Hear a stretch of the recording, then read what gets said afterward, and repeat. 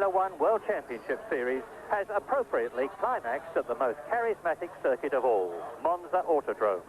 For 60 years, fanatical Italian enthusiasts have flocked here, and nowadays they come with the passionate hope of seeing their beloved Ferraris winning. And after an amazing 2 days practice, their expectations are more than justified today. For 42-year-old Italian-American Mario Andretti, in a one-off drive to replace Ferrari's injured Didier Pironi, has incredibly achieved pole position on the starting grid. Mario heads 6 turbo cars, with Piquet, Tambay, Patrese, Prost and Arnoux second to 6th behind him, ahead of the fastest non-turbo World Championship leader Keke Rosberg's Williams. Then, 8th to 12th, is Giacomelli, De Cesaris, Lauda, Alboreto and Watson. Every one of the 26 starters qualified faster than the lap record, with Derek Daly 13th, Derek Warwick 16th, Brian Henson 21st, and Nigel Mansell 23rd after a nasty off in which he was totally unharmed. Ferrari assembly shop. Race fans gather to pray for the destruction of the opposing teams. Children bribe pigeons to evacuate on the heads of opposing teams. Fans draw lots for the privilege of running onto the track after the Ferraris have won, in order to be killed by opposing cars which have not yet finished. Policemen discuss which opposing team driver should be arrested for speeding. At Monza, it was turbo time again, and the only surprise was that the pole sitter was ex-world champion Mario Andretti, the nearest thing Ferraris could find to an Italian driver. Bernie got back just in time from selling the Vatican-grand-prix to the Pope. Ballestri's Air Force tried to cut him off. But with the Pope in his pocket, Bernie had that extra something. And the official battle continued overhead. Die Formel 1 Mathematik ist im Augenblick ein bisschen kompliziert. Ich will Sie damit gar nicht allzu langweilen, sondern es vom Rennverlauf abhängig machen, um Ihnen dann sagen zu können, ob Rosberg bereits Weltmeister werden kann heute oder nicht. 23 Giacomelli, schräg hinter ihm De Cesaris und neben De Cesaris dann Niki Lauda. Lauda hat gesagt, und zwar in Erinnerung an die Startkollision der beiden Alpha-Fahrer auf dem Österreichring, ich bin in einer ziemlich ungesunden Startposition, rund um mich ein paar Fahrer, von denen man weiß, dass sie am Start ziemlich heißblütig sind. Lauda wird vor allem vor der ersten Schikane, in der es ja vor 4 Jahren eine Massenkollision gegeben hat, vorsichtig sein. Sie erinnern sich sicherlich, wie oft Niki Lauda in seiner Karriere unmittelbar nach dem Start schon einige Positionen verloren hat, um dafür sicher durch die ersten Schikanen oder durch die ersten Kurven zu kommen. 5,8 Kilometer Streckenlänge im Autodrom von Monza, 3 Schikanen seit 1979, offizieller Rundenrekord, immer noch Clay Regazzoni 1979 mit 1,35,6, Schnitt 218,4 Kilometer pro Stunde, 1,35,6. Diese Zeit wurde im Training von 24 der 26 Fahrer bereits unterboten. Eine Runde in Monza, nach Start und Ziel, nach dem Boxen geht es also in die erste der 3 Schikanen, in die Variante Goodyear, die im zweiten Gang gefahren wird, und zwar mit 120 Kilometer pro Stunde.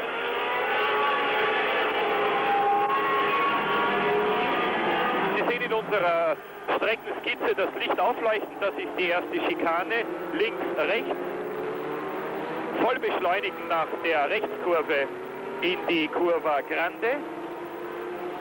Die Fahrer im Rennen dann im 5. Gang mit etwa 230 hier in der Curva Grande, eine der berühmten Kurven im Autodrom von Monza.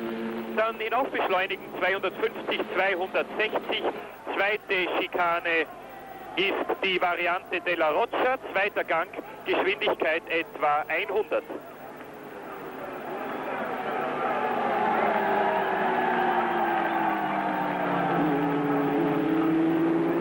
Dann folgen die beiden berühmten Lesmo-Kurven, eine Doppelrechtskurve Lesmo. 4. Gang voll im Rennen nachher mit 250 Kilometer pro Stunde. Hier hatte John Watson voriges Jahr, vielleicht erinnern Sie sich noch, diesen fürchterlichen Unfall. Das ist die zweite der Lesmo-Kurven. Ausgangs dieser zweiten Kurve, 5. Gang und volle Beschleunigung. Die Curva del Seraglio wird absolut voll genommen. Dann kommt Sotto Passaggio, das ist die Streckenunterführung. Höchstgeschwindigkeit an dieser Stelle 312 Kilometer pro Stunde für den Ferrari von Mario Andretti und für die beiden Brabham BMW Turbo von Piquet und Patrese. Variante Ascari, dritter Gang 180. Nach der Curva del Cerraglio folgt jetzt mit der Bremszone der Paraboliker der zweite extrem holprige Streckenteil. Anfahrt auf die Parabolikerkurve. Geschwindigkeit etwa 280, 285. Kurveneinfahrt mit 180.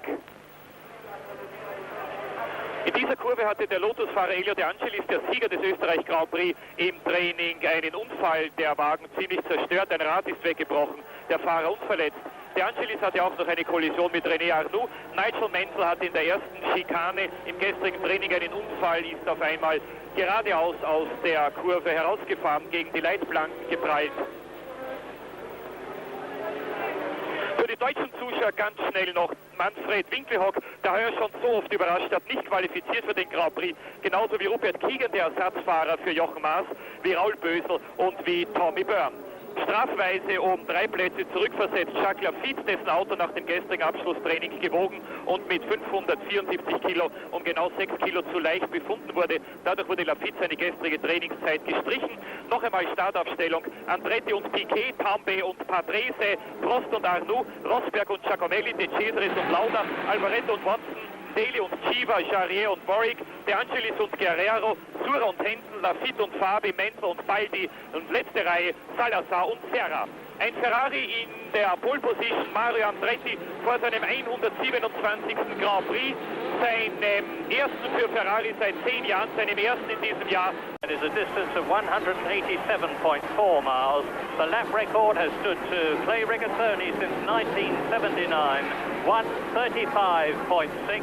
Watch the lights in the top left corner of your screen and watch the 6 turbos that you see now. Andretti, Piquet, Tambay, Patrese, Prost and Arnoux, seconds to go.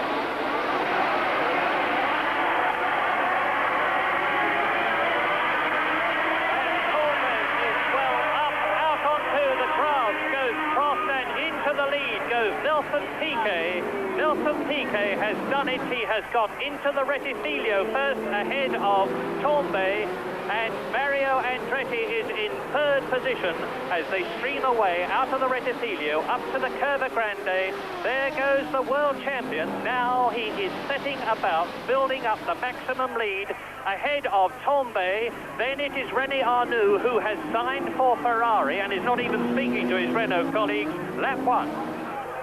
Well, a lot of popping and banging for the turbos on the first 2 rows, and they were all a bit slow away, but Piquet got the best of it, which is absolutely what he wanted. Whoops. Yeah, that's Derek Warwick and Brian Hinton, and they've slowed up the rest of the field, including Derek Daly. Brian Hinton, there is Derek Warwick in the new Tolman, of which so much had been hoped. Here's a replay. Let's see what happened. Well, it looks as though Brian Hinton spun it, and Derek Warwick collected him on the way, and that's a bitter, appalling blow for the Tolman team right at the beginning of the Italian Grand Prix. Now, will they clear the track? Yeah, it's hard to see how that started, because Henton, when we came in on the shot, had already got a wheel hanging off, so they may have made contact before. There's Tambay coming down front, followed. Right, here we come to the end of lap 1, and it's a Renault going through into the lead. It is René Arnoux, who is now going to be a new darling for the Italian crowd because he's signed for Ferrari. Arnoux leads, Tambay second, Patrese is third, Andretti is fourth, and down to 5th position at the beginning of the second lap has gone Nelson Piquet, who was leading.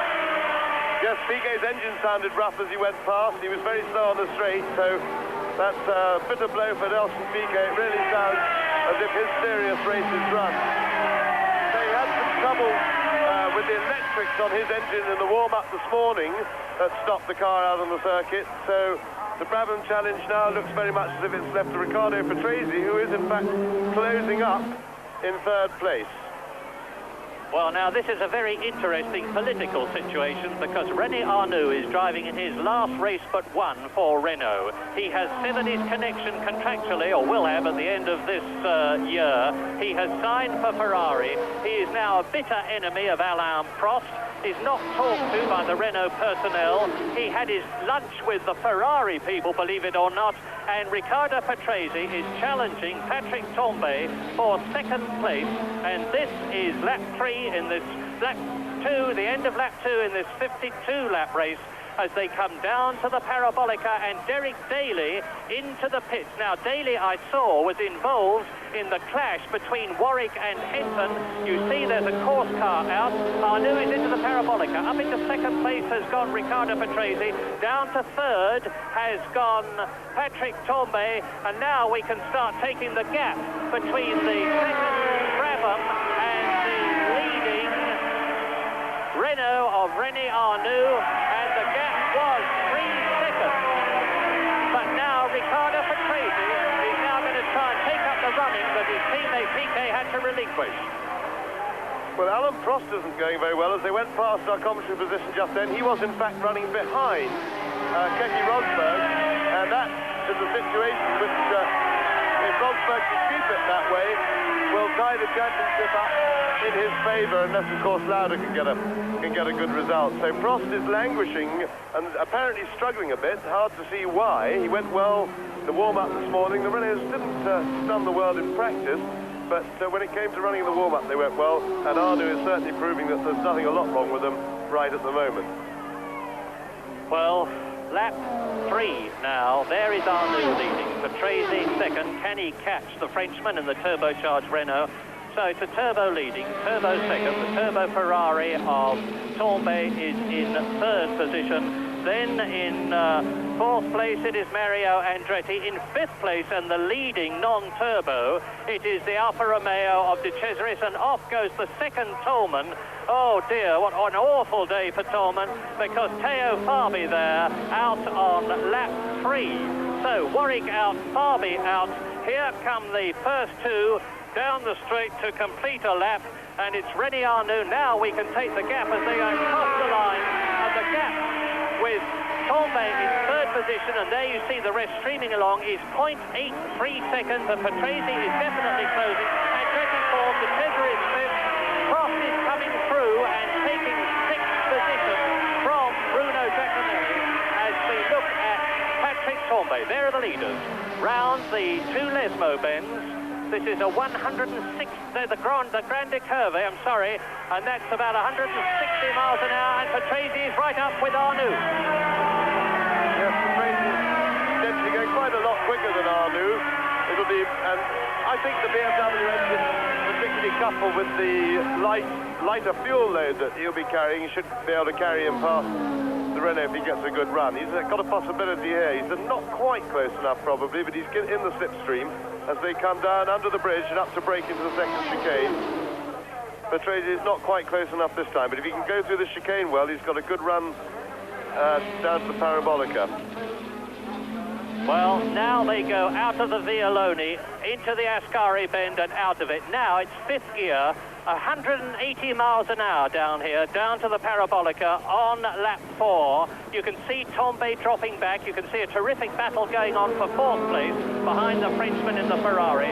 But very soon, I would estimate that Riccardo Patrese is going to catch up with and get past René Arnoux, but then he's got to extend his lead to at least 30 seconds by the time they come in at half distance. You can clearly see, if you watch over the last two laps, the disadvantage once Patrese gets close to the Renault, the turbulence destroys the road holding performance of his car, whereas when he was 100 yards or so behind the Renault, he was catching up hand over fist through all the corners. Now as they go into the corners, he's a little bit slower than the Renault, and he's got this problem of getting a good run, but he's very close now, but not now, breaking the chicane. He's got the chicane to negotiate. He'd like to get very close through the two Lesmo corners. There he goes. But once again, the turbulence is probably holding him back, and he's dropped back a little bit. He's got to get really quick through this one. But that's not quick enough and not close enough, I don't think. Lap 5, the order. René Arnoux leads, Riccardo Patrese second. Torbay is third in the Ferrari, Andretti is fourth. Fifth is De Cesaris, sixth Giacomelli, seventh is Prost, eighth is Rosberg, ninth is Watson, 10th is Alboreto, 11th is Chiva, and 12th is Niki Lauda. And here is the battle behind. That is Patrick Tambay with Prost behind him. There is De Cesaris, who is in 5th position. They are coming out of the Ascari. Meantime, the leaders go into the 150 mile an hour Parabolica. They come through to complete lap 5 out of 52, and it looks as though Riccardo Patrese is not making up. Indeed, the gap now is some 1 minute 23 seconds. René Arnoux on his way to, or hopefully another victory as far as he is concerned, is now into lap 6.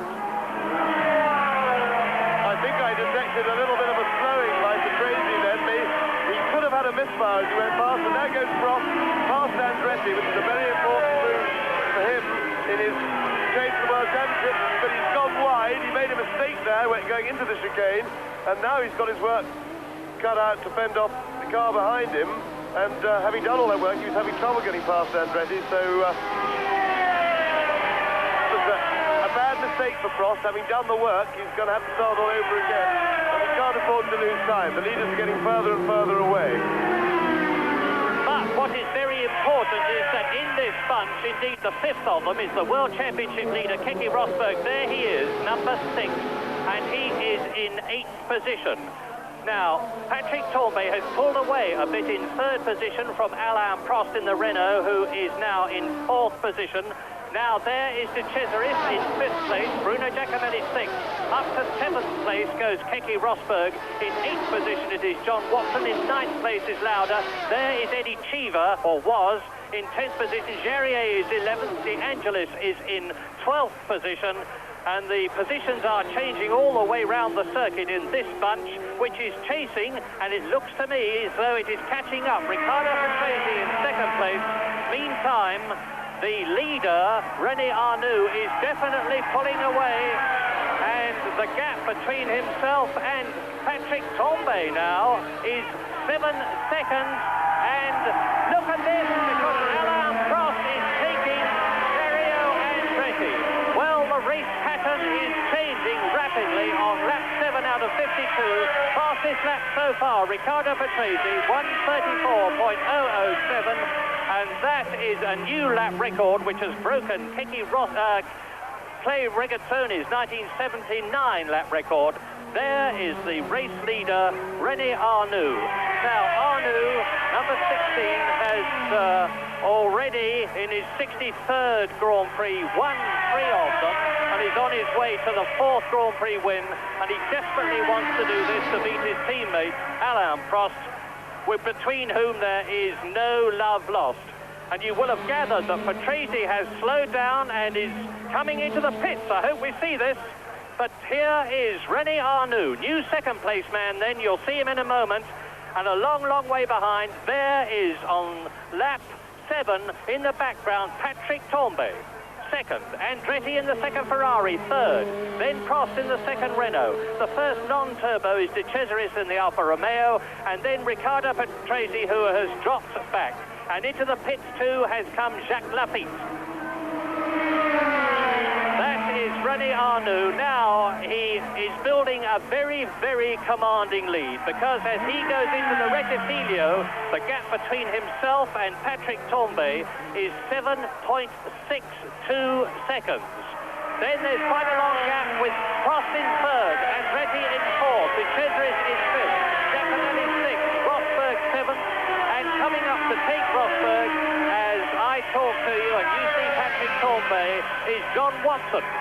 Now, John Watson is still in the running for World Championship points. Don't forget, he is equal in 4th position with Niki Lauda in the World Championship. But there's a long, long way to go in this race yet, and the turbos could tire. Nelson Piquet is out of the race, and that's one of them gone. So it is now 2 turbo Ferraris, 2 turbo Renaults, and there there goes one of them, that of Patrick Tambay, and just one turbo Brabham BMW. There is Riccardo Patrese into the pits. And it's quite clear that with the mechanics ready for refueling much too early, Riccardo Patrese, a very unhappy Italian, is out of his own Grand Prix on lap 8. Damit geht die schwarze Monza-Serie des Monte Carlo-Siegers weiter. Patrese hat in Monza noch nie Punkte gemacht. Einmal 13., dreimal ausgeschieden heute, das 4. Mal.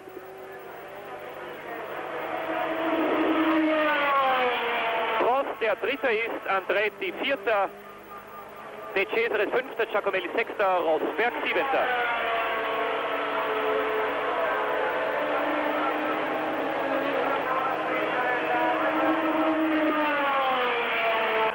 Well, Alan Prost now has a clear road to Tambay's Ferrari in front of him, and it's a question really of whether he can close that gap and get past.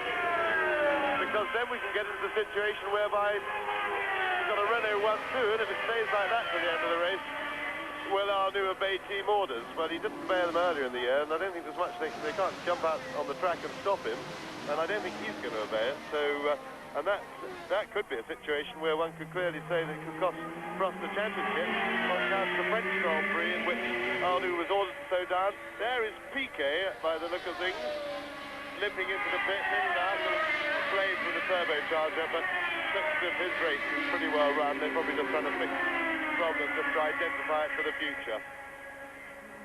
Well, as we look at Mario Andretti, who is in 4th position behind Alain Prost, the Renault with the red point on its nose cone. The leader is still Arnoux. You can see he's got 7 seconds lead over Patrick Tambay, who seems to be able to do nothing about it. And unless the Renault has trouble, it looks as though Arnoux is well on his way to another win, as Nelson Piquet definitely gets out of and leaves his car. So both the Brabhams away, and they'll be packing the cars up to get away. They have to get back to England for next Tuesday to get the cars ready to go to Las Vegas on Friday. But there is Keke Rosberg. Now, Rosberg is leading to win this race, and if he does, he will ensure the World Championship. He's up behind Bruno Giacomelli, and the order now on lap 10 out of 52 is René Arnoux leading, Patrick Tambay 2nd, Prost is 3rd. In 4th position it is Mario Andretti, in 5th position it is De Cesaris, in 6th position now it is Keke Rosberg, and in 7th position it is Bruno Giacomelli. Rosberg, the flying Finn, as they dubbed him at Dijon, his own countryman, is now definitely in the points. And he's got a very reliable motor car, which René Arnoux has not necessarily got, because Renaults have had 19 retirements in Grand Prix this year. And you see the gap now on lap 10, just under 1/5 distance, between René Arnoux, the race leader, Patrick Tambay there in 2nd place, this Frenchman who has so brilliantly taken his place in the Ferrari team to replace Didier Pironi, who is making great progress in hospital, incidentally, in France, we are told. Patrick Tambay crosses the line. The gap between Arnoux and Tambay is now 8.08 seconds. The gap between Tambay and the 3rd place man, Prost, is 7.8 seconds. So, and then between Tambay and Andretti, it is 4.7 seconds. Between Andretti and De Cesaris, it is 4 seconds. So, with Arnoux's car really bouncing over the bumps as it goes up to the Roger, we look back to see where Patrick Tambay is, lap 11, and you will see then behind him. No, you won't, because there is Tambay in the Ferrari, number 27, who has taken the number of the late, very great Gilles Villeneuve, and who won in Germany. And there, with the wheel off, that looks like Jarier, Jean-Pierre. No, it's the Osella. It's the Osella of Chico Serra. So, yet another retirement to join Henton, Piquet, Fabi and Patrese. Chico Serra in the Fittipaldi who qualified in about 23rd position, is out of the Italian Grand Prix on lap 11, with Arnoux leading, Tombe second, Prost third, Andretti fourth, De Cesaris fifth, and up into 6th place to correct that caption as we look at the replay has gone Rosberg. Well, there you see Serra dragging the rear of the Fittipaldi along the ground to get it off the circuit. Arnoux completes another lap, that's his 11th. Tombe is certainly not gaining. It's Turbo Renault leading, Turbo Ferrari in 2nd place, 7.75 seconds the gap. That is Tombe. Now Prost has gone through, still holding his 3rd position behind the man you're looking at, who is Patrick Tombe. The gap between Prost and Mario Andretti is 5.6 seconds. But now Rosberg and Prost, I hope we get a look at this as De Cesaris comes into the pit. Now this means to say, with De Cesaris into the pit, this means to say that Keke Rosberg has moved up another place. He's having a terrific scrap behind the leader here, René Arnoux, Patrick Tombe, Mario Andretti, with John Watson and Bruno Giacomelli. And I'm expecting soon us to see Keke Rosberg, the World Championship leader in the first non-turbocharged car, the Williams, in 4th position. Now that's looking ahead. There's the gap between Arnoux and Tombe. Distaccio, 8.54 seconds. He's coming out of the Ascari, down to the Parabolica. There's Tombe. Now the next one up will be Alain Prost. There in the background you see the banking of the other Monza circuit. Now here is that battle. It's Giacomelli up with Watson. Now where is Mario Andretti? There is Keke Rosberg. Lap 12 has been completed by René Arnoux. There is Andretti.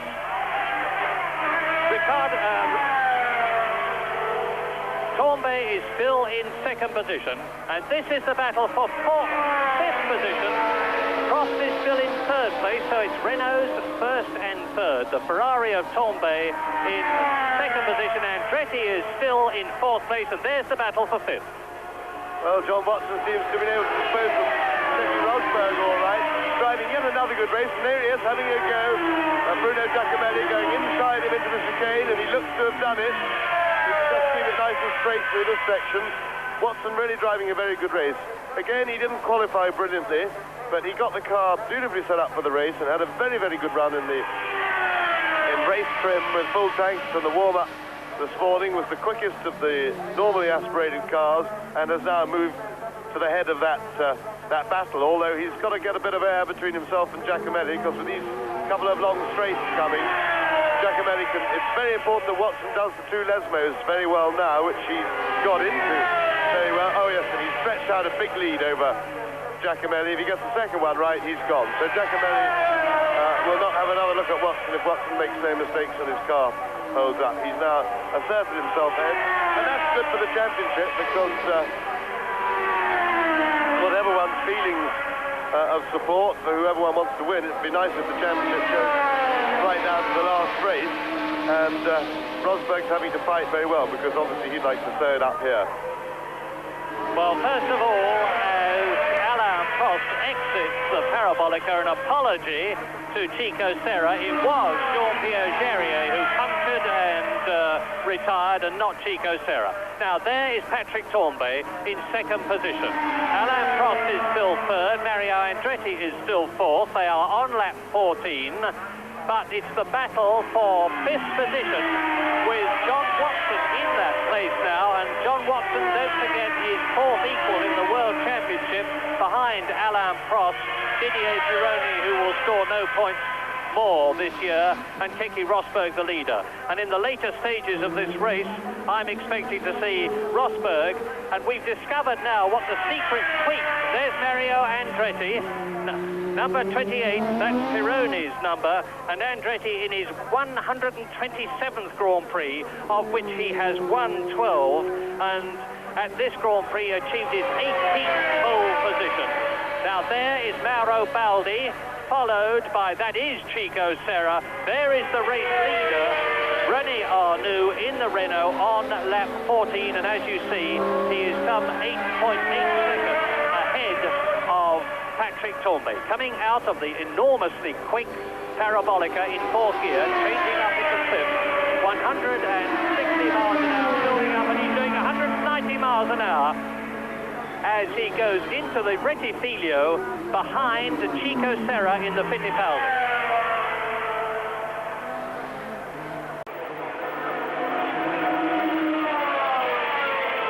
Heuer schon so oft geführt und nur ein einziges Mal gewonnen, allerdings in einem sehr wichtigen Grand Prix, den großen Preis von Frankreich in Le Castellet.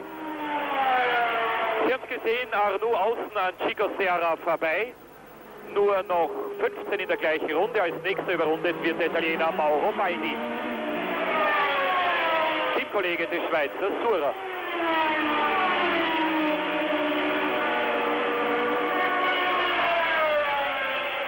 Niki Lauda 9., 38 Sekunden hinter Arnoux nach 13 Runden, 1,3 hinter Alboreto und 4,1 vor Chiva. Boxensignale für Lauda im Augenblick also minus 2,7 Alboreto und minus 1,3 Alboreto und plus 4,1 Chiva.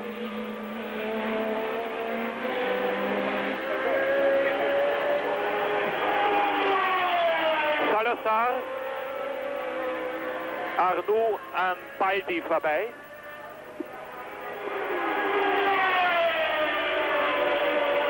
Das heißt für Arnoux natürlich aufpassen.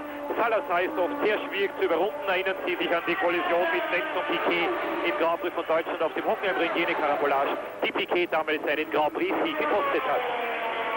Watson, Giacomelli, Rosberg. Watson 5., Giacomelli 6., Rosberg 7.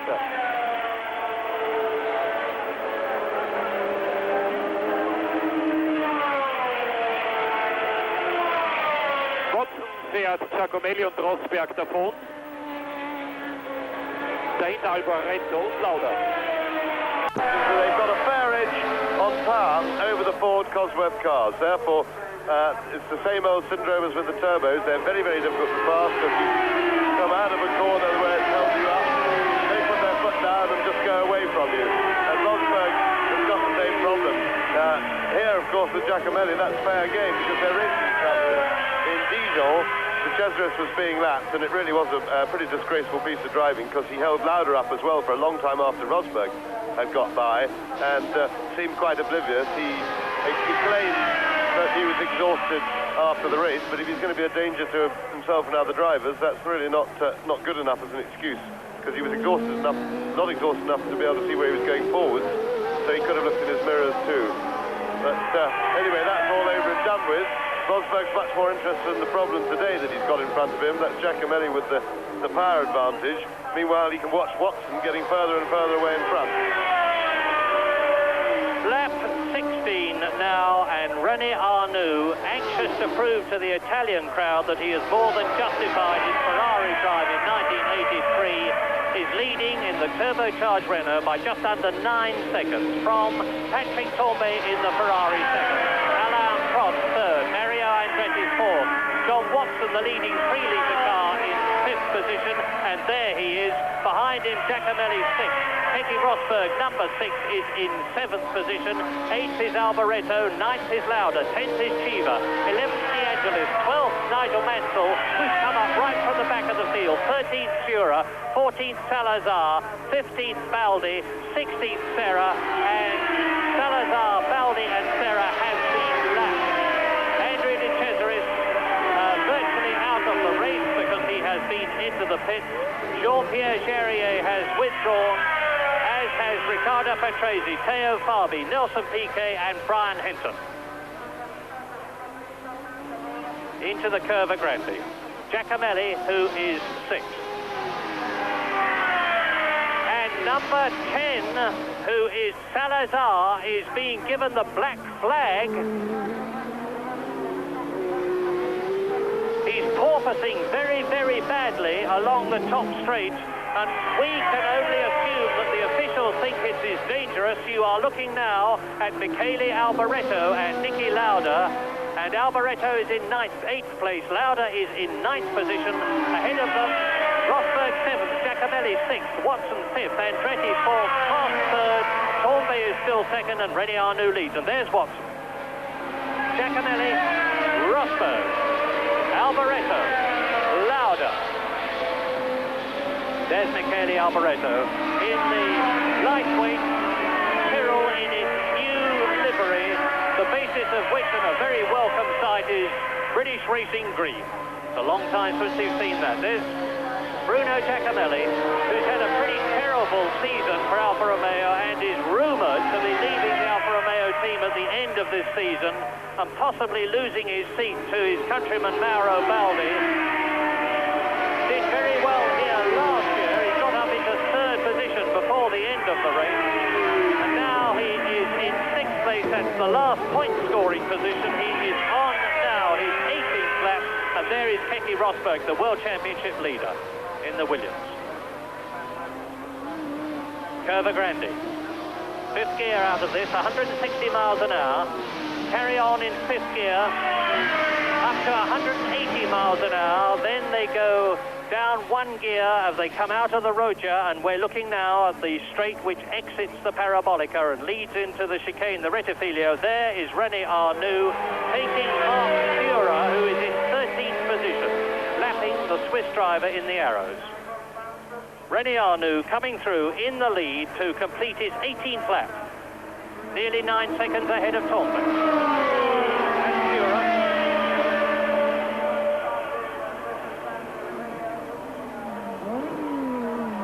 Well, René Arnoux may not be very popular with his countrymen at the present moment, but he's certainly endearing himself to a very quiet Italian crowd. The near hysteria has died down, primarily, of course, because Patrick Tambay is only in second place, and Mario Andretti is only, from the point of view of the Italians, in fourth position.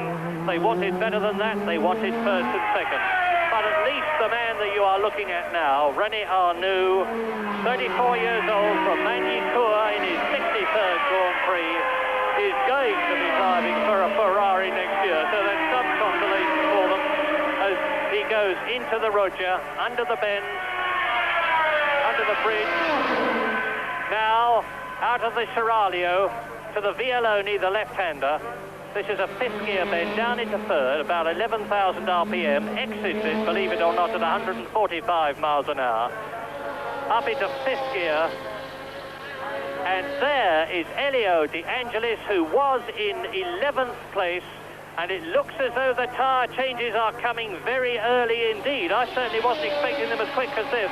But as a calculated risk, the John Player Special Lotus team and Bob Dance, in the head mechanic in the middle, seems to be a bit confused about what seems to be happening if they change the tyres. But they decided to start Elio De Angelis on 3 soft tyres and 1 hard tyre on the left rear.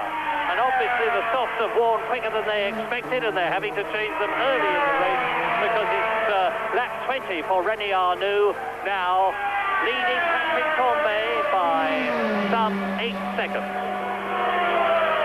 Well, Alan Prost has finally made a small impression on the leaders in front of him, René Arnoux and Patrick Tambay, and he's closed up a second or so, which is good news for entertainment. He's closing, if he is closing consistently, it's very slow, but let's hope that he's closing it up to give us a bit of excitement from half distance onwards. It's very interesting as we look at Keke Rosberg, who's leading the World Championship, to think very quickly about the point situation at the moment. There is John Watson, who is in 5th place. Now, Alain Prost in 3rd position is on his way to 6 points if he stays where he is. That would close the gap between himself and Keke Rosberg to only 5 points, because Rosberg is not in the World Championship points at the present moment, in 7th position, and that means that the World Championship would be decided at the last race of the year, the Caesars Palace Grand Prix at Las Vegas, in a fortnight's time. But there are still a long, long way to go. 4 points for Prost, I'm sorry, if he finished in 3rd position. There he is. And he's passing on the circuit, 1:33, well, 1:34 seconds as nearest makes no difference, is an improvement of 1.6 seconds on the lap record of Keke Rosberg, and the gap between Prost and Tambay is coming down now. It is only 2.9 seconds, and it was 4.4 seconds. There is the Frenchman. Now the car seems to be settling well. Prost has re-signed for Renault for 1983. A victory or even a second place would keep his World Championship chances alive. There is the man he is chasing. Patrick Tambay in second place. And there's one thing to say about Patrick Tambay. He's been having nearly a fortnight's treatment for a trapped nerve in his right shoulder since the Swiss Grand Prix at Dijon, which he had to non-start. And a lot of us, frankly including me, are going to be very surprised if Patrick Tambay can go the whole race distance of 52 laps here, which could explain why Alain Prost is starting to close on him. Yes, absolutely. I mean, we don't know exactly how his problem is going to react to the race. Only a race can find it out. But I also think there's probably a tyre equation coming in this race. Prost is going very well right now at this moment, so he doesn't look to be in any trouble. But the companies are fairly evenly matched here. They're battling hard, and we've already seen a few raised eyebrows for tyres and things like that. So we could see a lot of changes towards the end of the race as the tyres really settle down. Watson, for example, went past Rosberg and Giacomelli very decisively, started to pull away, but is now struggling to increase his gap, and has got a little bit of a lead, but can't seem to increase it anymore. So I think the tyre balance will be moving around during the race quite a lot. Zeitspringen. Beide Guerrero und Watson.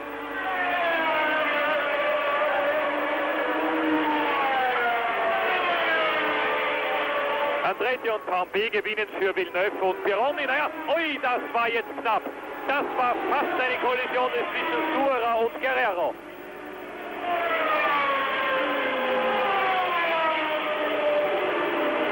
Ich verstehe die Härte dieses Zweikampfes nicht ganz.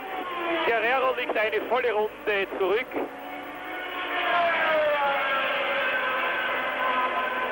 Hat einen Boxenstopp gehabt, hätte also ohne weiter Suara jetzt vorbeilassen können. Serra, Guerrero, Watson, Suara. Zwischen Watson und Giacomelli 3,3 Sekunden. Weitere 2,4 zurück dann Rosberg. Weitere 2,6 Alboreto und weitere 2,0 dann Niki Lauda.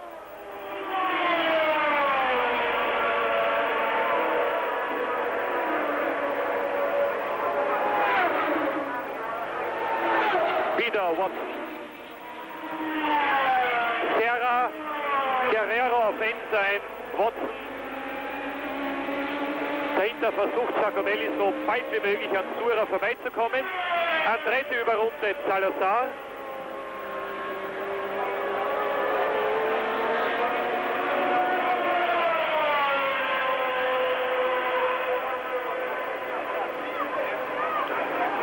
Nach 22 Runden zwischen Arnaud und Tambay 10,7 Sekunden, aber zwischen Tambay und Prost nur 2,5. Dann großer Rückstand von Andretti, der hier Salazar überrundet. Andretti 22 Sekunden hinter Arnaud.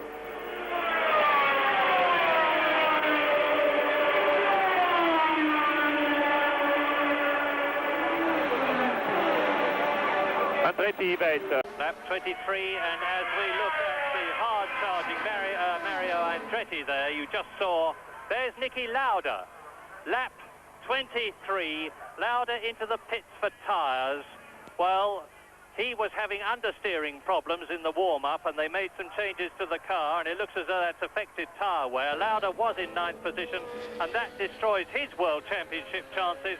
So effectively, the World Championship now must be between Keke Rosberg, John Watson and Alain Prost, all of whom are, of course, in the first 6 places with the exception of Keke Rosberg. But look at now, Alain Prost closing up on Patrick Tambay, who is second, and the gap is down to only 0.6 seconds. The battle for second. The Ferrari, Tambay, the Renault, Prost, second and third. Out of the Rettifilio. Up into fourth gear. Round the Curva Grande. 160 miles an hour. Niki Lauda talking on the left to John Barnard, the McLaren designer. So the World Championship is down to 3 runners now. There's one of them, Alain Prost, number 15. Turbocharged Ferrari being chased by turbocharged Renault. Frenchman at the wheel of both of them. Patrick Tambay second, Alain Prost third, and Tambay is now 11.3 seconds behind René Arnoux, who is all on his own on the 24th lap. There's Prost. Behind Prost, Andretti 4th, Watson 5th, Giacomelli 6th, Rosberg just out of the points at 7th, Alboreto 8th, Chiva 9th, Lauda down, up to 10th position then goes Nigel Mansell, up to 11th goes Sura, to 12th goes Salazar, to 13th goes De Angelis, to 14th goes Serra, to 15th goes Baldi, and then we are down to the people who are at least 2 laps behind the race leader, René Arnoux, as Tambay and Prost exit the Parabolica, coming up to complete lap 24. And you don't need me to give you a gap, there isn't one anymore. Well, there is, but you couldn't do it on a stopwatch. That's the Rettifilio, the first right and left. Now out of the right, up to the Curva Grande, and I think Prost will probably take Tambay as they come out of the Parabolica at the end of this, the 25th lap, which is coming up to half distance. Half distance, of course, is lap 26 in this 52-lap, 187.4 mile Italian Grand Prix. And if one may make the regrettably obvious remark, we are all watching the Renaults to see whether this time they are going to be reliable. There's an enormous excitement in the Italian crowd now as they see Arnoux, and there is Rosberg ahead of Giacomelli. Rosberg has lost his rear wing. Look, now look at this, number 6. This is really going to cause problems, and Giacomelli is going through. Keke Rosberg then waves him through, and there's no rear wing on the Williams. That will, of course, dramatically affect, to put it mildly, the downforce. Yes, Giacomelli was signalling to Rosberg that he had lost his rear wing. I'm sure by the handing of the car, Rosberg was aware of it, but it was very kind of him, and it was acknowledged by Rosberg. Well, as they went past the pits, we had Prost challenging Patrick Tambay in the Ferrari. We didn't see if they got through up the corner, but it looked as if Prost was going to move up to second place there. And he is, in fact, closing a little bit on his teammate René Arnoux in the lead. Here is Keke Rosberg, rear wingless, and really these cars, they go like mad down the straight with no wings, but they are more than a handful around the corners, and Rosberg will surely have to come into the pit. But you never know, maybe it's not working so badly. He doesn't seem to be going that slowly. I would have expected him to be in more trouble than that. Yeah, it's wandering about at the back, and I'm sure he'll take it out. He's been passed by Giacomelli and by Alboreto, and now I expect to see him come into the pits because the Williams mechanics are ready. They know what the problem is. They've got a television monitor in their pit. They will have a wing ready, and Keke Rosberg, when he comes out with a new rear wing, I expect will start a terrific charge to try to get back into the points.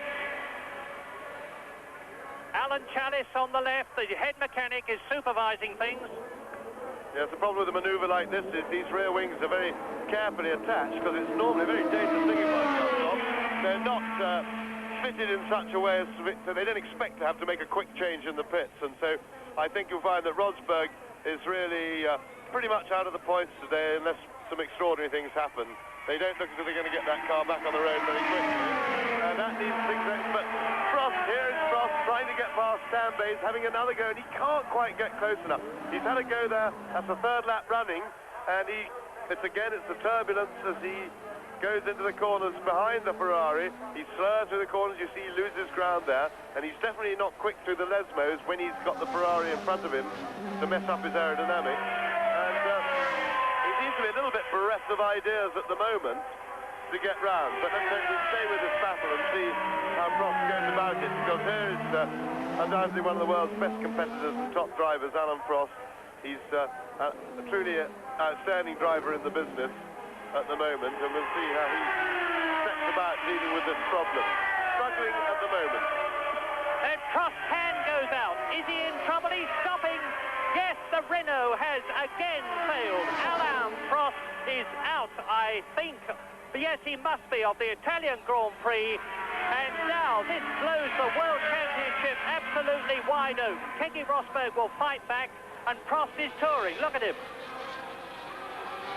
Well, what a great shame, and what a terrible anticlimax this is, because unless John Watson can score plenty of points today, the World Championship could be finished while everybody's fit from the pits. In fact, half the drivers will be on their way home in aeroplanes while it's getting settled, and that's really a sad way for things to be. So there goes Rosberg out of the pits, but probably out of the points.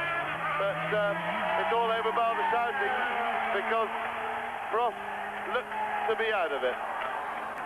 Well, you can imagine what a reception the fact that Alain Prost has gone out of the race and let Patrick Tambay, number 27 there, secure his second place, has received here at Monza from the Italian crowd.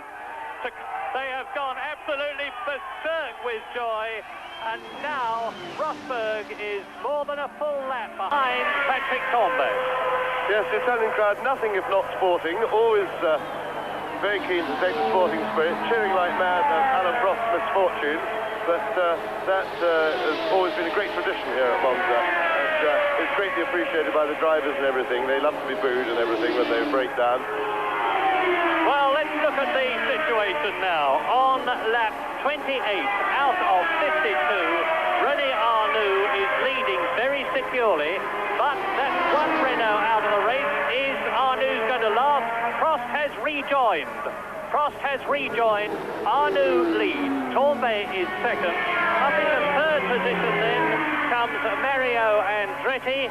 In fourth position now is car number 28. Well, Mario Andretti, in third position. Then behind him in fourth place is John Watson. And there is a stationary Alain Prost, who is definitely out of the race. He blasted out of the pits. And how often have we seen this sight? A rueful, unhappy, not to say angry Alain Prost, and he's at the exit of the Reggisilio out of the race.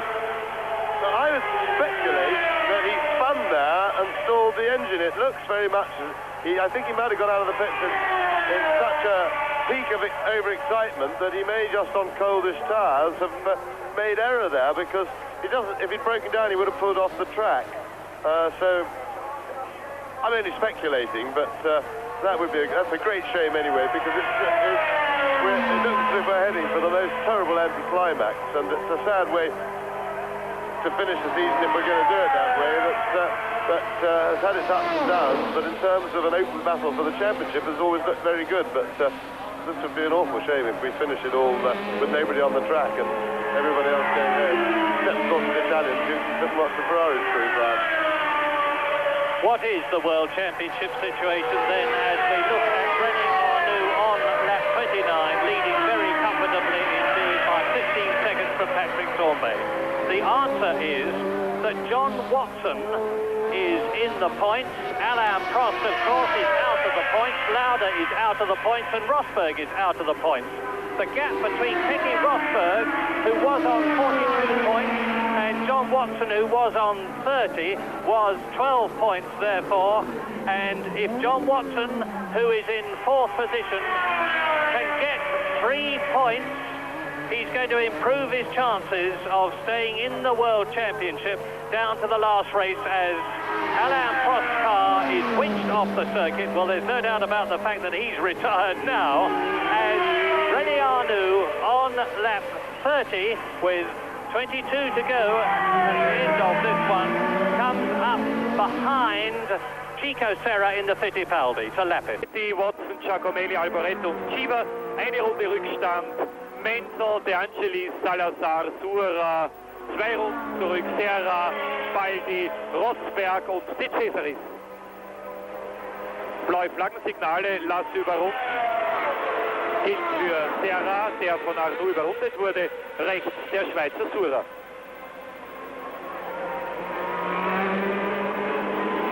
Sura jetzt wesentlich langsamer geworden.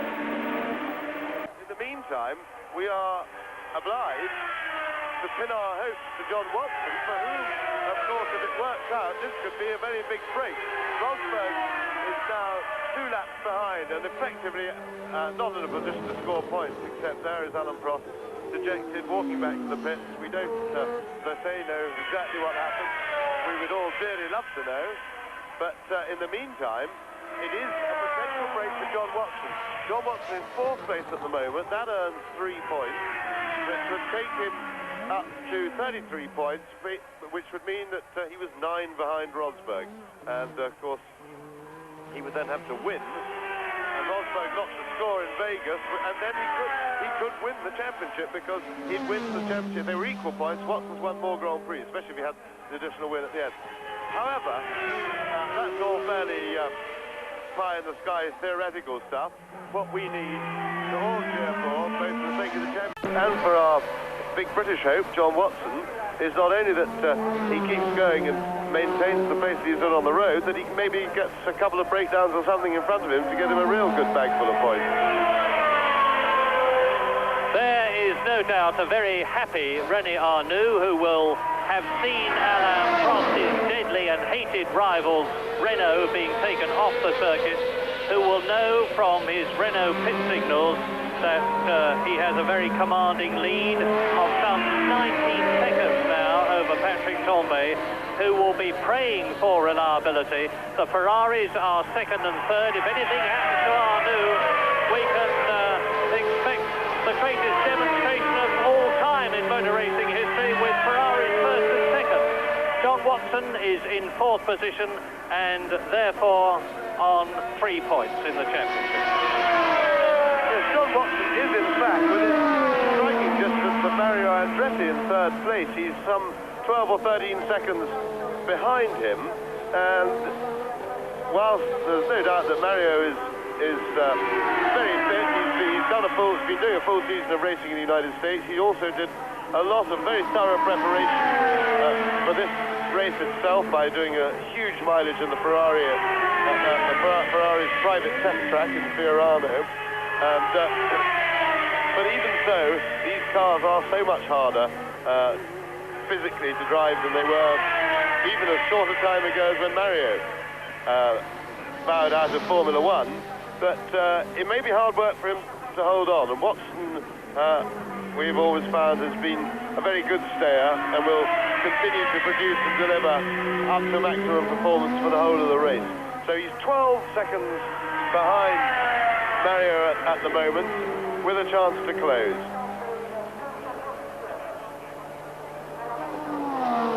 That is Patrick Tambay. And the gap between Andretti and Watson is remaining at 12 seconds. I have just taken it. And on lap 32, Arnoux Renault leads. Tambay Ferrari 2nd. Andretti Ferrari a magnificent 3rd in his comeback race. 4th is John Watson in the points. 5th is Giacomelli. 6th is Alboreto, and 7th Cheever.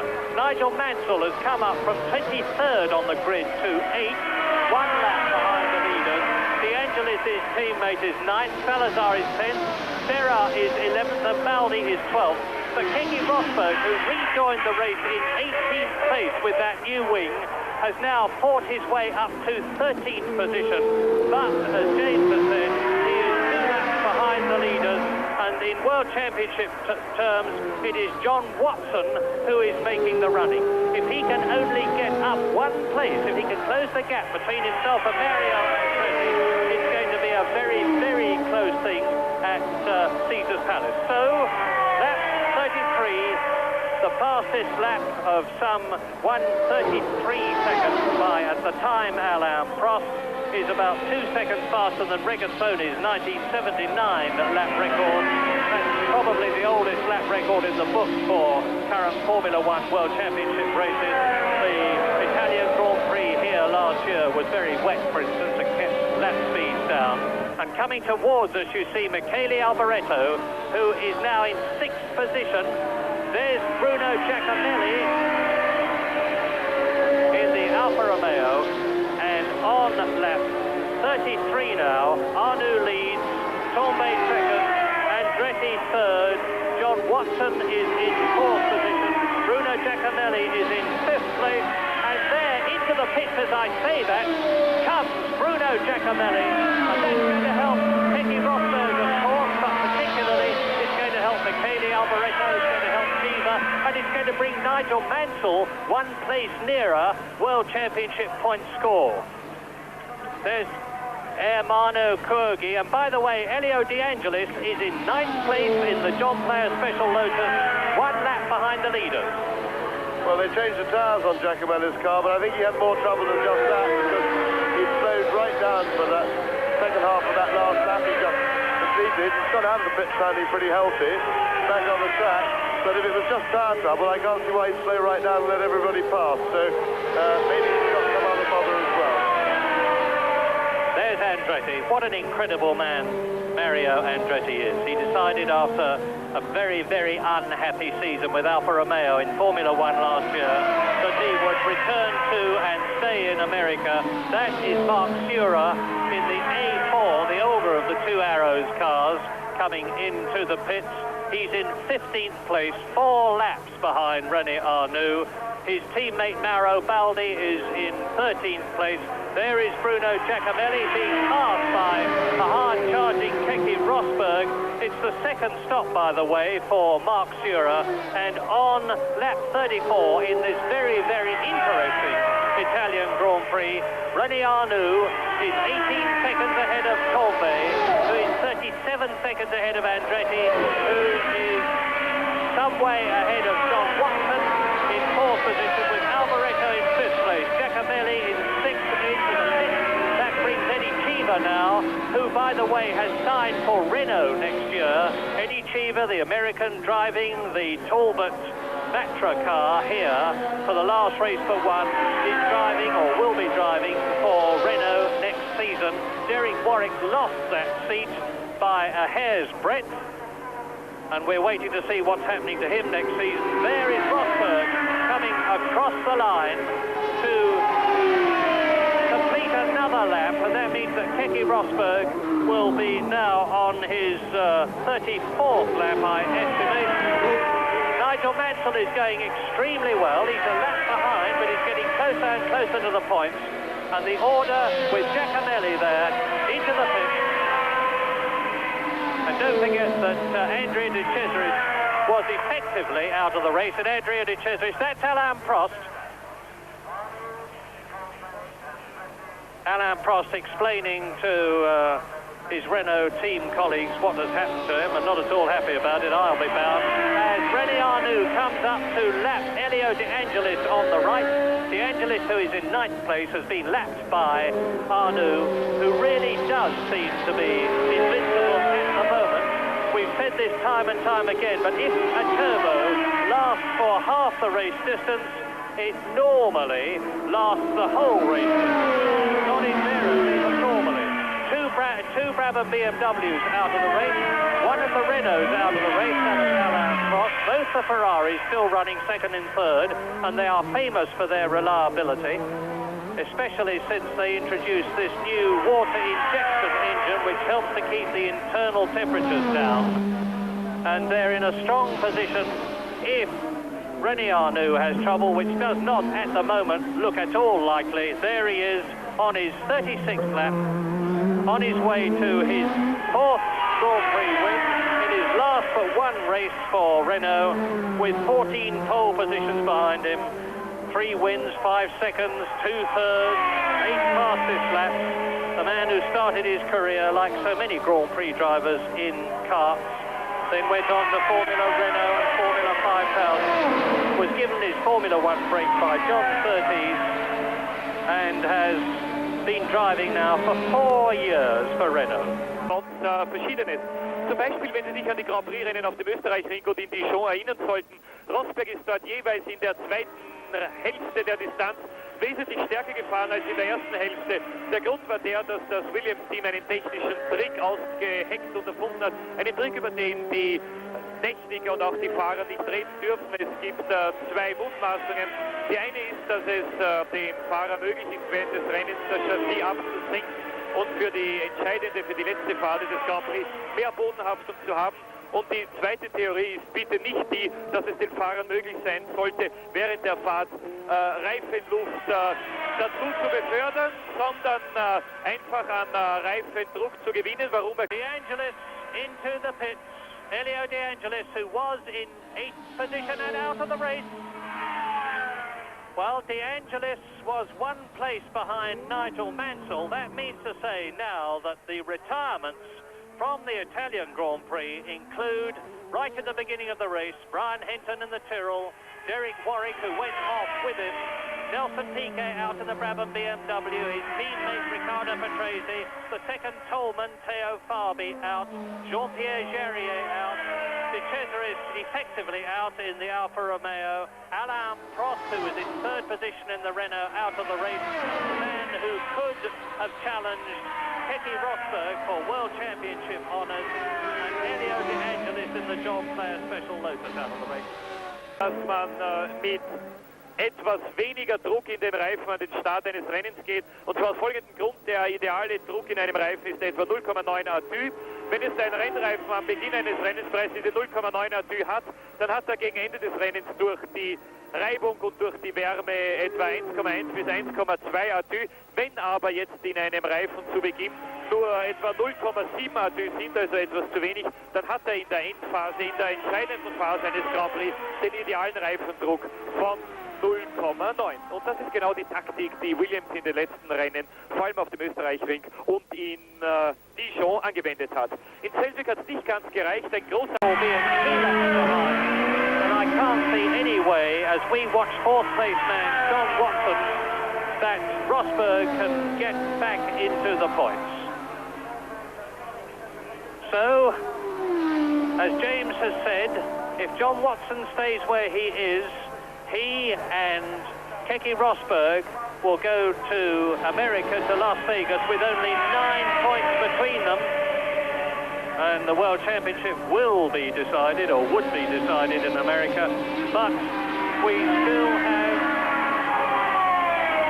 14 laps to go at the end of this one. There is Tombe, 2nd place, completing a lap. And Andretti there into the Reticilio. 42 years old, this American. And although American racing is very demanding, it is very, very different in that it is mostly around ovals where you keep going round and round one enormous corner in effect. And Mario Andretti is unused to this Formula One twisting and turning racing. He's only had one previous Formula One World Championship drive this year, and that was at Long Beach in a Williams, where he qualified 14th but retired from the race, and he's now closing up on De Cesaris in the Alfa Romeo. He's well down. De Cesaris is at least 2 laps behind Mario Andretti.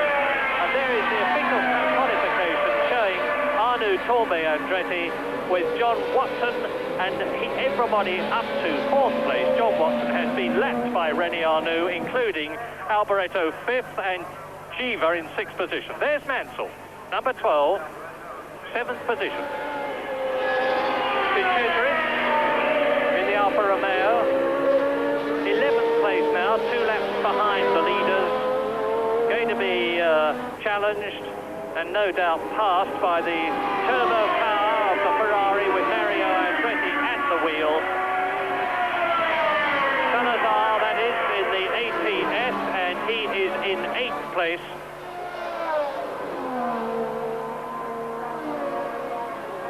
Still very warm. The sun has disappeared. The light is a lot duller, but the cars are still throwing shadows on some parts of the circuit. It's very hot and humid. Not ideal weather for turbos. There is the Talbot defector, Eddie Cheever, who is in 6th position, a lap behind Arnoux. Behind him is Mario Andretti.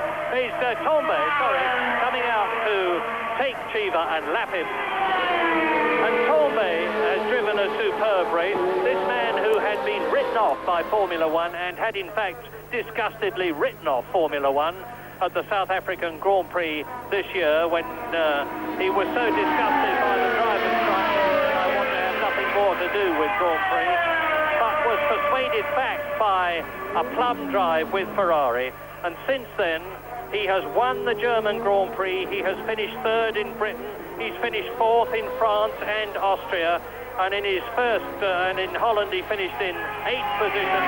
Didn't start in the Swiss Grand Prix because of that trapped nerve in his right shoulder, and it looks as though my fear that number 27, 33-year-old Patrick Tambay from Cannes, nicknamed Prince Charming for obvious reasons, he's a delightful man, is going to prove me wrong and finish the Italian Grand Prix with enough stamina to go the distance in spite of the nerve problem he has been having. Past to De Cesaris.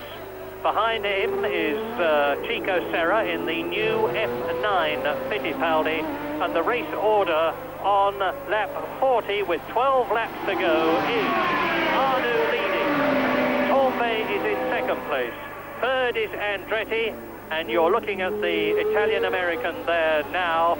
Fourth is still John Watson, who is 21 seconds behind Mario Andretti and drops gaining on him. Then behind Mario Andretti with Watson, 5th Alboreto, 6th Chiva, 7th Mansell, 8th Salazar. 9th Rosberg, 2 laps behind the World Championship leader. 10th De Cesaris, 2 laps behind. 11th Serra, 12th Baldi, 3 laps behind. And then out of the race, effectively, De Angelis, Giacomelli, Fura, Prost, of course, is out. And the unfortunate Roberto Guerrero, the amiable Colombian driver in the Ensign, has also retired, as has Niki Lauda.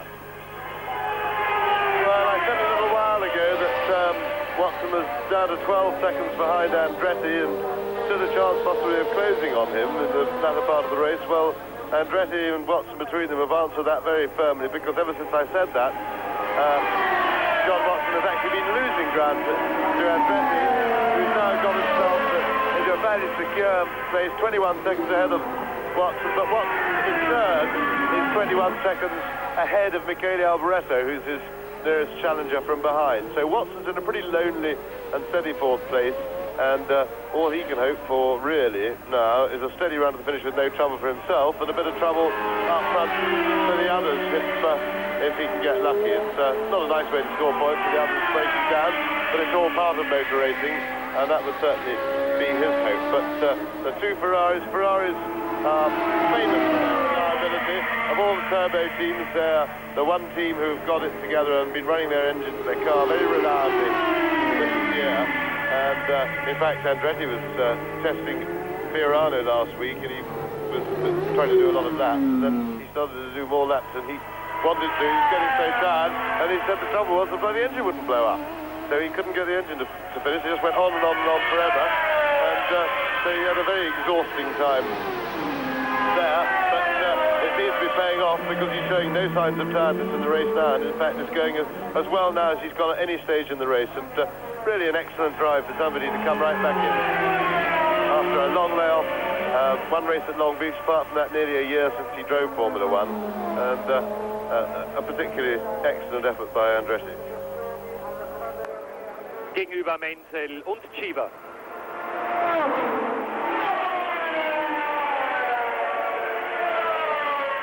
Außer 2 oder 3 Fahrer machen ihm noch den Gefallen und bleiben in den letzten Runden stehen.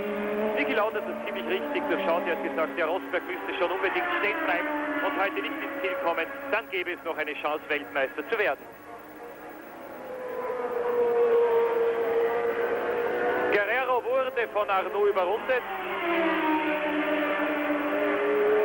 Guerrero fährt mit 11 Runden Rückstand immer noch, obwohl er keine Aussichten hat, jemals in diesem Grand Prix noch qualifiziert oder klassiert zu werden. Die Ehrentribüne mit Italiens Staatspräsident Pertini. Die Sportfreunde unter Ihnen kennen ihn sicherlich schon vom Fußball-Weltmeisterschaftsfinale aus Spanien. Auch damals ist Pertini ja auf der Ehrentribüne gesessen und hat den Sieg der Italiener miterlebt. Heute ist er gekommen, um den Sieg eines italienischen Autos oder italienischen Fahrers feiern zu können. Wenn es so weitergeht, wird er den Sieg des nächstjährigen Ferrari-Fahrers René Arnoux miterleben vor 2 italienischen Autos den Ferraris von Tambay und Andretti. 10 Runden noch zu fahren im Autodrom von Monza. Watson unverändert Vierter, ungefährdet Vierter. 23 Sekunden hinter Andretti und 21 Sekunden vor Alboreto. Könnte sich also leisten, jetzt pro Runde 2 Sekunden langsamer zu fahren und würde trotzdem noch Vierter bleiben. 17 Sekunden zwischen Arnoux und Tambay. Das heißt, dass es sich Arnoux jetzt leisten könnte, auch pro Runde um 1,6, 1,7 Sekunden nachzulassen. Und trotzdem würde er race distance. He is now on his 43rd lap with 9 to go at the end of this one, making his way down to the third gear parabolica. There is Patrick Tambay in second position. We haven't seen John Watson for a while, but rest assured, those of you in Britain, that he is still in fourth position. And those of you in Australia who I know have adopted Keke Rosberg in lieu of Alan Jones as a sort of adopted son of Australia as the Williams team leader. He is charging magnificently onwards, 2 laps behind the race leader. Keke Rosberg is in 9th position now, albeit a long, long way behind. No chance at the present moment of getting World Championship points. And he will have the consolation, not that he can think about it because he's pretty busy at the moment, that if the race positions that obtain now are held to the end of the Italian-grand-prix, and there's not very long to go, he will be going to Las Vegas 9 points ahead of John Watson, and that means to say that John Watson would have to win in America to win the World Championship, even if Rosberg was out of the points altogether. And whilst it's not impossible, it would be a very, very stern challenge for the Ulsterman, John Watson. Here is René Arnoux going underneath the banking of the banked Monza circuit, going out of the Vialoni and Ascari. That's one of the 3 chicanes that have been put into Monza since it was originally designed. It was opened in 1920, incidentally, this most historic of all circuits. Down into the Parabolica,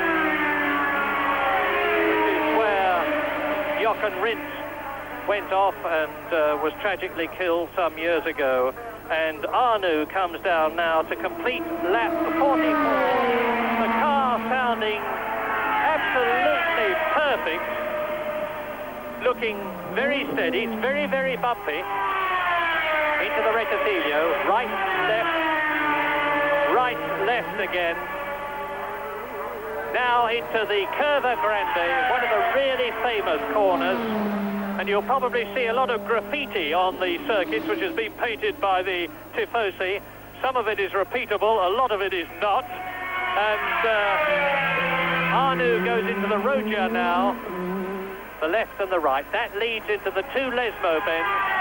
165 miles an hour, which is described by Nigel Mansell as terrifyingly quick. Then into the Seraglio, the left-hander that he's approaching now. That leads down to the Vialoni, which leads immediately into the Ascari, right-hander. Then the drag down to the Parabolica. And as I talk to you, Keke Rosberg in 9th place is shaping up to pass Eliseo Salazar in the ATS, who is 8th. But Rosberg would then have to catch Nigel Mansell, who is a full lap ahead of him, and Eddie Cheever, who is a full lap ahead of him, past both of them to get into 6th place and into the points position. There is Rosberg, which could guarantee him the World Championship, and he's now taking the ATS. There's Salazar on the left. That's the man who featured in the memorable coming together and the physical confrontation with Nelson Piquet at Hockenheim. And Keke Rosberg has surged past him. Rosberg fighting, James, with the problem of a rear wing which may not be set ideally. Yes, that's right. The team will, of course, had a spare wing in the pit set as best they can to the angle of the one that came off, but they, as you absolutely rightly say, they don't always go on exactly the same, and it's a very fine increment on the rear wing to make quite a big difference to the balance of the car, which is the important thing for getting it round quickly. However, Rosberg looks pretty happy out there for a man who's a long way back. and I think he now has to hope for breakdowns and retirements ahead of him, because he really doesn't have a hope of catching Shiva, who is the one he would have to pass to get into the points, and that's really a full lap ahead of him. There's the Finn from Helsinki and Maidenhead. Keke Rosberg has now an extremely nice home in Maidenhead. So if you like, he's an adopted son of Britain as well as an adopted son of Australia. Everybody loves Keke Rosberg, and why not? He's an extremely nice chap. He is now in 8th position, having passed Eliseo Salazar. As James says, he can only get in the points if at least 2 people retire in front of him. The Williams looking as though it's handling very well. They will have been able to judge the wing position, of course, but even a 16th of an inch these days on some adjustments, notably the skirt adjustments, can make the difference between a car which handles beautifully and a car which is absolute rubbish and virtually unhandleable. But that does not seem to be a problem as far as Keke Rosberg charging along now in 8th position is concerned. There is Arnoux lapping again Chico Serra, number 20, in the new Fittipaldi F9, and going the race distance. And the Fittipaldi team have had a lot of problems this year. They, like several of the constructors, are short of money. And talking about constructors, Ferrari have almost certainly, if they go on as they're going now, won the Constructors' Championship for 1982. We always talk about the Drivers' Championship, but to the constructors, of course, their championship is even more important than the drivers' one. And when the Italian-grand-prix started, Ferrari were 4 points ahead of McLaren. Both cars count in the Constructors' Championship. So Tombe, who is second, would get 6 points for Ferrari. Andretti, who is third, would get 4 points. That would be a total of 10. And John Watson would get 3 points for McLaren, and Ferrari would be virtually clear for the Constructors' Championship of 1982, if not totally clear. My brain isn't working fast enough to work the points out for you, but I'm pretty sure that Ferrari are virtually home and dry for the Constructors' Championship. Der Fahrfehler unter anderem in Monte Carlo, die Kollision mit den Leitplanken und mit Elio De Angelis. Wenig später kam es dann zum Sturz an der Schikane. Rosberg. Ich kann mir vorstellen, was der viele jetzt im Cockpit denken wird. Lieber Gott, lass einen der 7 vor mir stehen bleiben. Er weiß sicherlich, dass Watson Vierter ist. 5 Runden vor Schluss. Arnoux 19 Sekunden vor Tombe, 57 vor Andretti, 1,25 vor Watson, eine Runde vor Alboreto und Chiva. Dann Menzel, 7. mit 2 Runden Rückstand, 8. Rosberg, 9. Salazar, 10. De Cesaris, dann mit 3 Runden Rückstand 11. Serra und 12. Baldi, und nur noch diese 12 in der Wertung. Im Rennen zwar auch noch Guerrero mit 12 Runden Rückstand an 13. Stelle, aber bereits außerhalb der Wertung.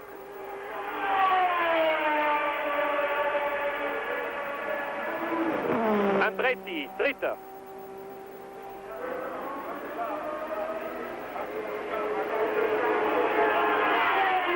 Der 4, die den Grand Prix von Italien in Monza schon einmal gewonnen haben. Andretti, Sieger 1977 auf Lotus, Niki Lauda 1978 auf Brabham Alpha, Nelson Piquet 1980 auf Brabham Ford und Alain Prost im Vorjahr auf Renault. 18 Sekunden, Sie haben es gesehen, zwischen Arnoux und Tombe, 4,5 Runden. 8 have been lapped at least once.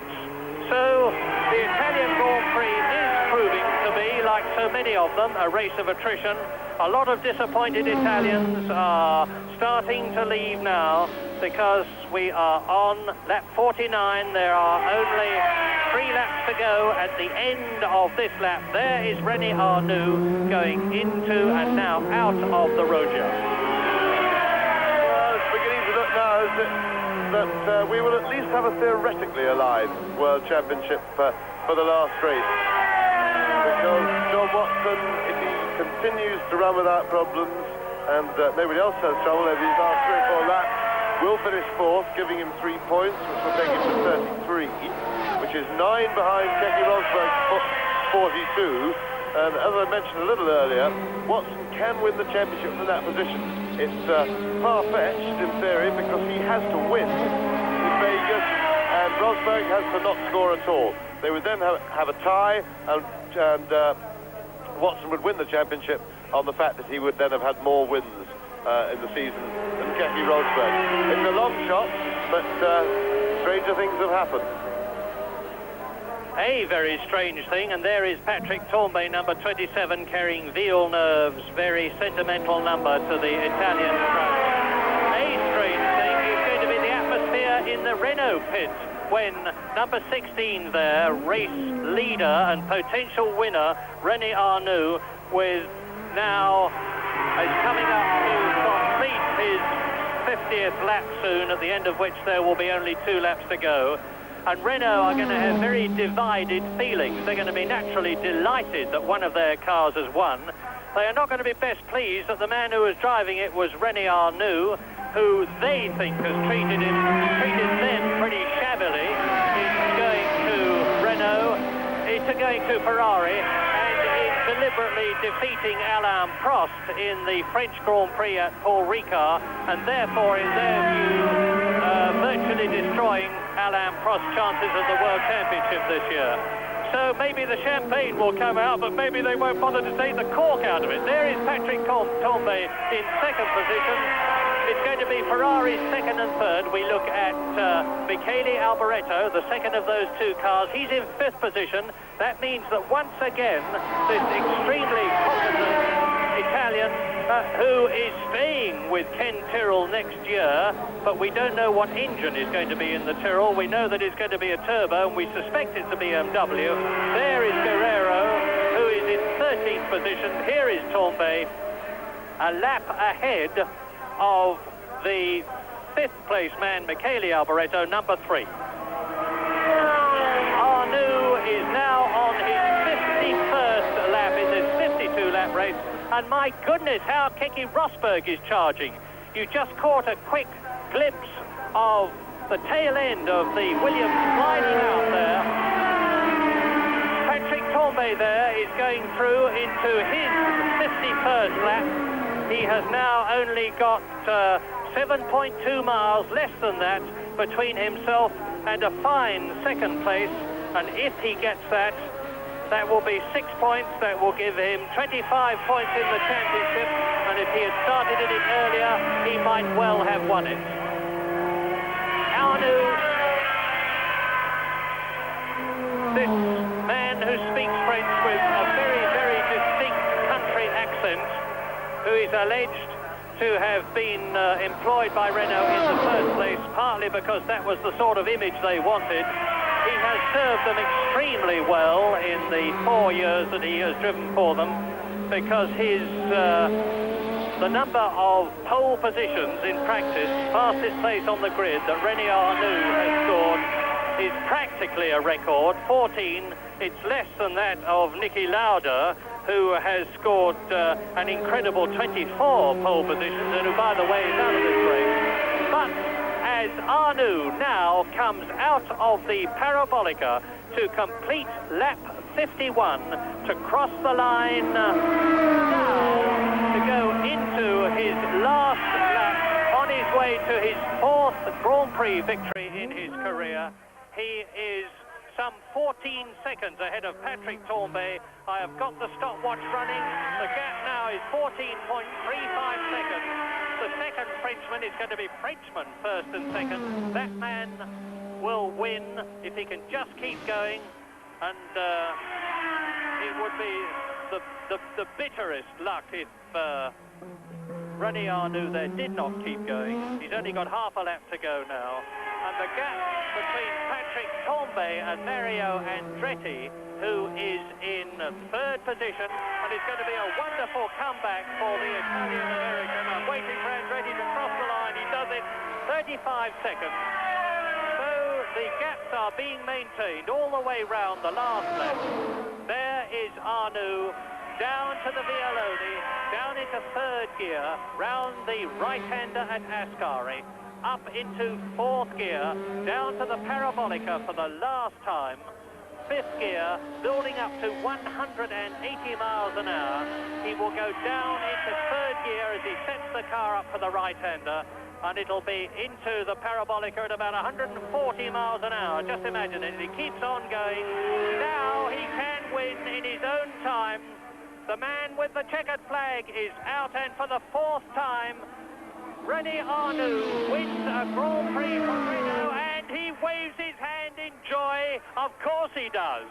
Patrick Corbet, now the crowd will be able to give vent to their pro-Ferrari feelings. The flags are waving already all around me. Patrick Corbet finishes in 2nd place, and we look back to the parabolica for the hero of the Tifosi at Milan, Mario Andretti. But there is Arnoux touring in. Well, one Renault failed to finish, that of Prost. 2 Brabham BMWs failed to finish, those of Piquet and Patrese. The Turbo Tolman was out of the race, both of them, Fabi and Warwick, right at the beginning. Both Ferraris are going to finish, and already Arnoux has got his helmet off, and Mario Andretti has finished in 3rd position. Now, is John Watson home yet? No. And already the crowd is starting to surge out onto the circuit. This is traditional at Monza, as it is at Le Mans. And we wait and wait and wait, and the finisher, the flagman, look at that. That is incredible. And there are still drivers driving and racing in this Italian Grand Prix. And we wait for John Watson to come through. We're still waiting for him to come through in 4th position. There he is. John Watson has finished in 4th place, albeit with a rather rough-sounding engine on the overrun. Hat zu Patrick Tambay, der an 2. Stelle lag und der dann ausgeschieden ist in der 27. Runde. Zunächst einmal im Boxenstopp, dann wieder ins Rennen gegangen ist und dann ausgeschieden. Hier sehen Sie den großen Sieger von heute, René Arnoux auf Renault Turbo. Der nächstjährige Werksfahrer bei Ferrari gewinnt den Grand Prix von Italien in Monza. 2. Patrick Tambay, 3. Mario Andretti, beide Ferrari. 4. John Watson McLaren, 5. Michele Alboreto auf Tyrrell, und in der Weltmeisterschaft Rosberg 42, Pironi 39, Watson 33, Prost 31, Lauda 30, Arnoux 28, Tambay 25, De Angelis 23, Patrese 21 und Piquet 20 Punkte.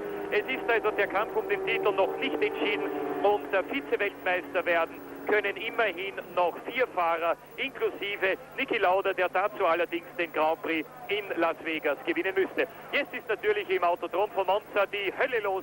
2 Ferrari-Piloten auf dem Siegerpodest der ersten 3. Patrick Tambay als 2. und Mario Andretti als 3. John Watson macht die Weltmeisterschaft noch ein bisschen spannend.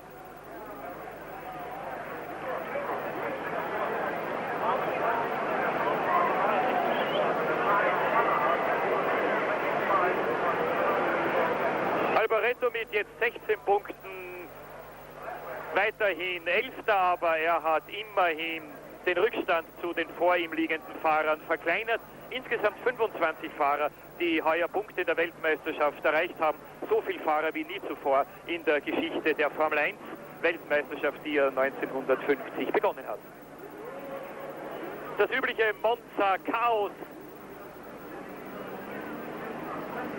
Jetzt natürlich begeisterte Zuschauer, die unbedingt die Helden des Rennens, die Sieger von heute feiern wollen. Hier kommt René Arnoux bereits ohne Sturz an die Box zurück, ist ein großartiges Rennen gefahren, der kleine Franzose, und hat wenige Wochen nach seinem Sieg in Le Castellet in Frankreich zum 2. Mal in diesem Jahr einen Grand Prix gewonnen. Im Hintergrund sehen Sie den ausgeschiedenen Renault Turbo seines Teamkollegen Alain Prost.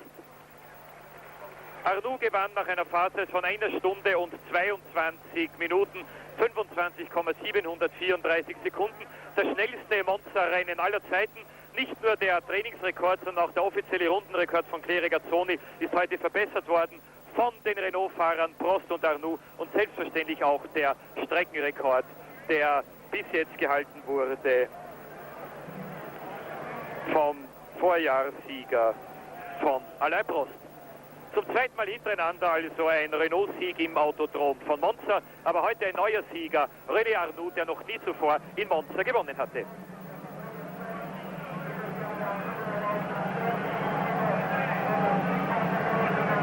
bleibt es bei vorläufig 9 Grand Prix-Siegern in 15 Läufen dieser Formel-1-Saison 1982.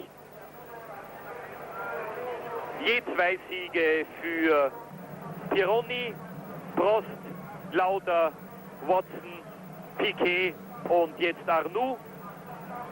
Je 1 Sieg Rosberg, De Angelis, Patrese und Tambay.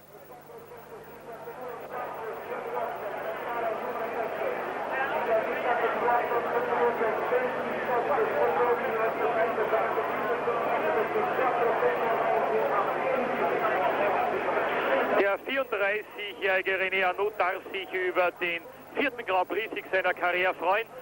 Er hat vor 2,5 Jahren, das war in Brasilien und in Südafrika 1980, hintereinander die Grand Prix-Rennen von Südafrika und von Brasilien gewonnen, hat dann 2,5 Jahre warten müssen bis zum Sieg in Le Castellet. Allerdings war es dort notwendig, die Stallorder zu verletzen und die Befehle, seinen Teamkollegen Prost gewinnen zu lassen, zu negieren. Und heute der 2. Sieg für René Arnoux. Wie man ihn kennt, hat er sicherlich keine bitteren Gefühle darüber verschwendet, dass jetzt sein Teamkollege Alain Prost nicht mehr Weltmeister werden kann. Die Rivalität zwischen den beiden Renault-Fahrern war in den letzten Wochen schon sehr, sehr groß und ich glaube, die Renault-Box hat mit Bangen darauf gewartet, dass Prost an Tambay vorbeifährt, den 2. Platz einnimmt und wenn man dann Arnoux signalisieren muss, lass Prost überholen, wie hätte dann Arnoux reagiert, hätte sicherlich Prost nicht überholen lassen. Sie kommen jetzt von überall her, von allen Richtungen, die Tifosi im Autodrom von Monza, über 200.000 Zuschauer, heute etwas zahmer als sonst, aber warten Sie auf den Jubel, der losbrechen wird, wenn dann die beiden Ferrari-Fahrer Tambay und Andretti auf dem Siegerpodest erscheinen. Hier im Autodrom von Monza, in dem siegreiche Ferrari-Fahrer bereits vergöttert wurden, sieglose Ferrari-Autos aber gesteinigt. Ich erinnere mich an 1974, Lauda und Regazzoni hatten damals die Chance, Weltmeister zu werden. Beide haben geführt, beide sind ausgeschieden wegen lächerlicher Defekte und in jenem Jahr ist Emerson Fittipaldi auf McLaren dann Weltmeister geworden.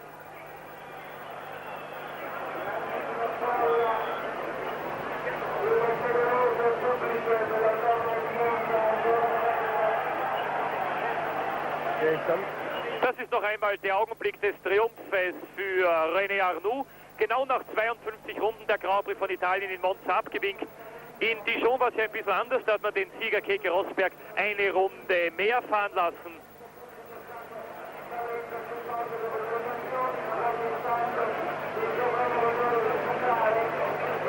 Problemlos war das Training von René Arnoux sicherlich nicht. Eine Kollision mit Elio De Angelis in der 2. Schikane. Der Wagen wurde gestern erst, ich glaube, für die letzten 10 oder 15 Trainingsminuten fertig. Und jetzt erleben Sie den Monsterjubel um René Arnoux, Patrick Tambay, den Sie hier im Bild sehen, und Mario Andretti.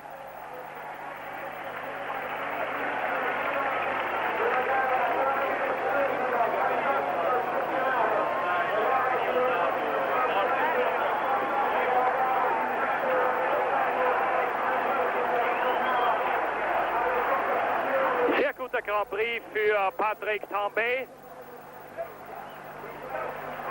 Seit der Ferrari fährt, in jedem Grand Prix im Ziel gewesen. 4-3, 9-3 und heute 6 Punkte für die Weltmeisterschaft geholt. René Arnoux grüßt seine italienischen Fans. Arnoux hat früher jahrelang in Italien als Mechaniker gearbeitet, Kfz-Mechaniker, und kennt aus dieser Zeit noch die italienische Sprache. Links Tambay, in der Mitte Arnoux und rechts Andretti.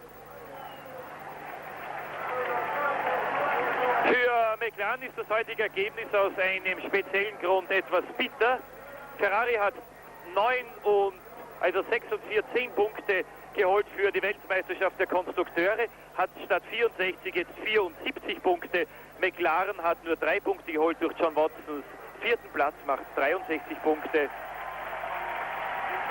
In Las Vegas wird also wahrscheinlich Ferrari den Weltmeistertitel der Konstrukteure gewinnen. Und das war ja vor allem der Grund, warum man Mario Andretti für Monza verpflichtet hat. Ob Andretti auch in Las Vegas fahren kann, ist mehr als ungewiss. Andretti hat für diesen Tag Rennverpflichtungen in Amerika.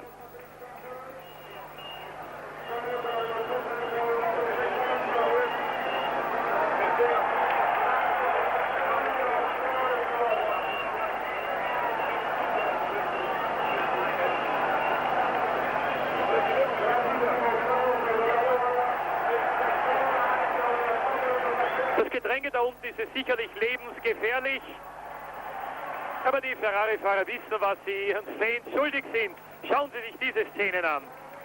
Hier oben ist schon Niki Lauda gestanden als Weltmeister 1975 oder als Monza-Sieger 1978.